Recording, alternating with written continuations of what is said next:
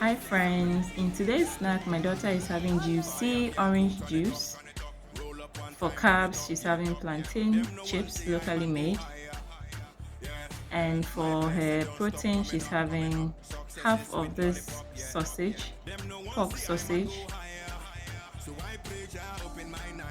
For her treats she's having this juicee snacks, which is dried mangoes made here in Ghana. It's very delicious, you should try it. I'm just giving her a few pieces for her treat. For her yogurt, she's having Fanyogo, which is a strawberry flavored yogurt made here in Ghana by the Fan Milk Company. And for her treat, in addition to the dried mango, she's having bonbon. With the water bottle, we are done for today. Thanks for watching, and I'll see you soon. Bye.